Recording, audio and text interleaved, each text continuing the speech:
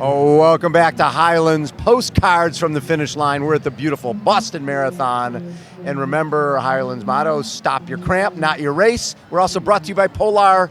Chase your destiny. Our next guest, 2:34 marathon, New York City Marathon, 6 Australian National Triathlon titles, 2 Ironman titles, 40 half Ironman titles. Mr. Chris Legh, that's a nice bio. There's never enough wins, you know how that goes. But no, it's been a fun career and still just enjoying being around. That 100, how many races have you won? I mean, like 100 races or so probably total. Yeah, I set a rule for myself. I had to have prize money, and so last year I was scrambling. I was actually going to make my own race up and put some prize money in to get to 100. Do. Yeah. Exactly. So, no, I was able to scramble it, and it was just a personal goal, so nothing serious. So. But 100. Yeah, got to 100. So yeah, it was nice. A lot of fun. Wrap it up. Why not? Well, this is the 20th anniversary, right, of you being very close to the finish line in Kona, right? 97, yeah. Yeah, it's amazing. It still look at that. It seems distant in one way, but yeah, a long time ago now.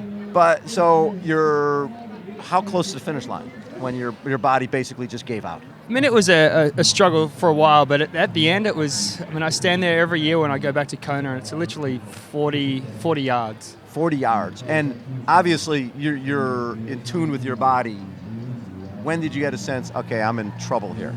Well, fortunately I don't remember the last 20 minutes of the race, but even on the bike ride I knew I was pushing things, and I sort of promised myself a few little goals along the way and got myself in a position where, as I said, I'd promised myself to stay in the race if I was in contention. So at that time, you sort of knew that it was, in a sense, a ticking time bomb, and I really don't remember the last 15 kilometers of the race. So what place were you in when you went down? When I went down, I was in still 6th place in the finish chute, but held on to sort of that top 3 position until I came out of the energy lab, and that's when I really started to fall to pieces. And the outcome of that was you had major surgery, right? Yeah, we all took it relatively lightly. I think it was probably a big shift in the industry. I went to the medical tent and went home after the race, and finally went to the hospital on Monday morning and had a portion of my large intestine removed. So gangrene had set in. Yeah, it was. It was the body's a way of sort of trying to save me. It's shunted all the blood away from my intestines into my brain, my heart, my lungs. So it's just a consequence, a survival mechanism, and as a consequence, part of my intestine was starved, and that was the deal. We've seen people collapse before, but nothing like that. Major surgery coming out of that. Did you give a thought to, okay, I better find another sport? I did. I was. I think family and friends were sort of nudging me that direction too. But it was.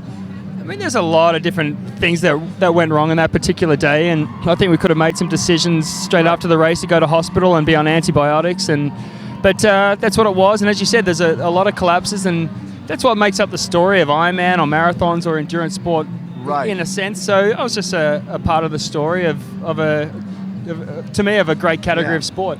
Was that, I remember talking to Julie Moss, and she was 22 when she collapsed, and basically everybody, oh yeah, you're the gal who crapped herself and crawled, and it took her a long time to own that and to basically be proud of what she, that she crawled across the line.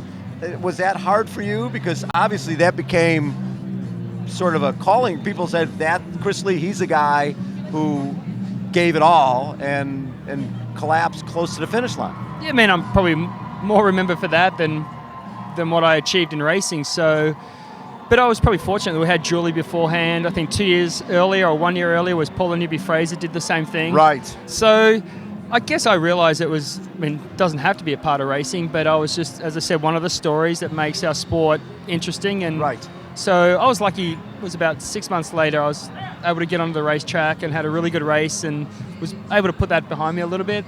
And I guess it wasn't until 98 in Kona, 12 months later, where I had a reasonable race, but it was good to put that whole thing behind me. Ended up 6th. But that, within basically a year after having this horrific experience. Yeah, so it got me over that hump in Kona, and even earlier I raced Peter Reid in Australia and lost in the sprint finish. So early on I was recognised that I was still able to compete, and there was obviously sometimes I had to make decisions whether Right. I'd keep competing or retire. So I was lucky straight in the new year in '98. I had some good results and thought I might as well stick So with this. I know you did a lot of study after that, right? That you need to find out what's going on with your body, because everybody's body is different. Everybody's body needs either less salt, more salt. What did you find out through all the examination that helped you obviously maintain your career?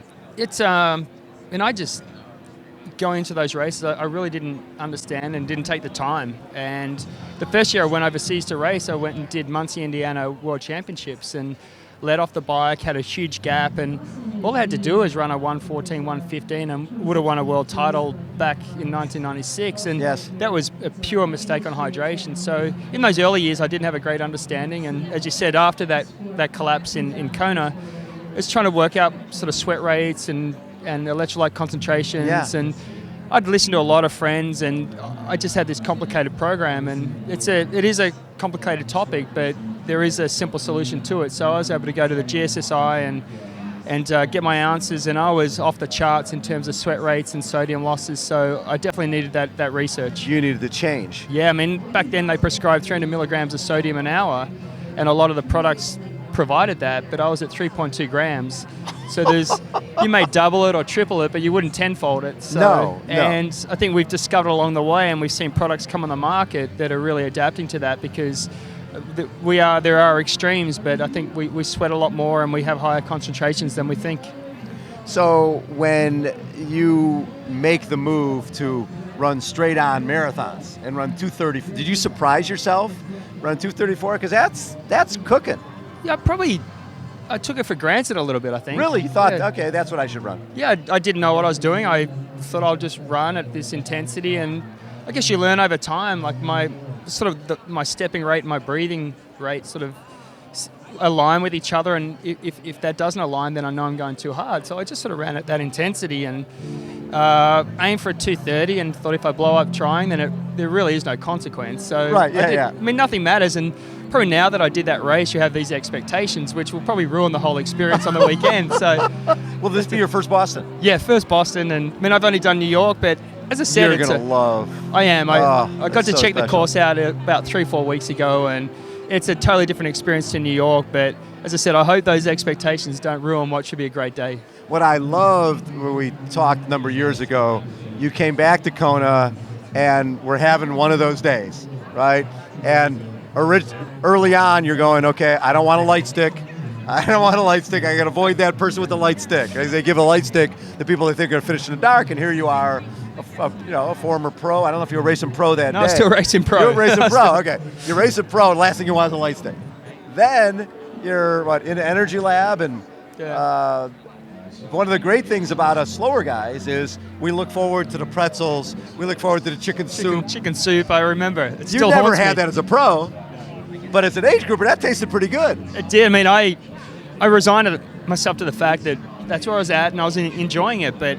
And you were going to finish. You weren't going to drop I mean, out. everything was okay, and I got to the top of the energy lab, which I can generally run there and back home in about 40 minutes if things are okay. And this lady, local Hawaiian lady, handed me a glow stick and chicken noodle soup. I'm like, what are you thinking? I'm like, I'm Chris Lee. I've been sixth place here. Come on. I can get home I've in won 40 100 minutes. races.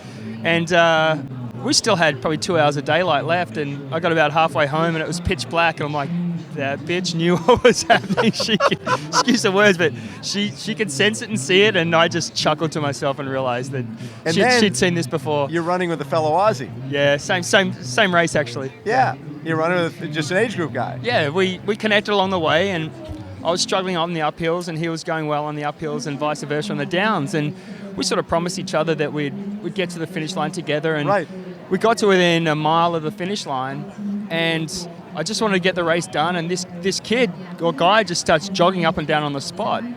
I'm like, this is going to take forever for the last mile. So I grabbed him by the back of the shorts and ran all the way to the banyan tree. Yes. And pulling him along, taking the weight off his legs. And we got to the banyan tree where all the lights and spectators were. I'm like, well, I can't carry him here. So I let him go, and as I let him go, he took off and started He's sprinting. like, I'm going to beat this pro guy. So I'm always one of those guys, I'm like, I'm never going to sprint the last 100 meters if I've walked for 3 hours, which I had. And I found myself chasing this guy down the finish sheet. And my finishing shot is me coming across the line, just out-chesting him to get across the line. So I think I beat him by a second and won that battle. So Did you see the glow stick or no? Glow stick was probably tucked in my shorts. I was trying to hide that. But no, you've got to resign yourself to the fact sometimes that it's a lot of fun. And I say this quite often when I talk to people is it's a luxury we get to choose this. Yeah, absolutely. And I think sometimes we play the victims when we go into these races, and we'll see people crying and hugging, and yes, especially at Ironman, it's like, wait a sec, we chose to do this, and it's going to be fun, and it's enjoy every minute. You've got to. It's our choice, and I'm really looking forward to doing this. To Monday on Boston, man. Yeah, the crowds are unbelievable. I mean, I remember this as a kid with Robert De Castella racing, and I'd love to cross paths with him here, but as an Australian, it's like I remember seeing that on television in the 80s. Yes. No leaves on the trees. It's just some vision. I guess it was probably Channel 9 back in Australia, Wild Water Sports. Yes. So it's good to be here.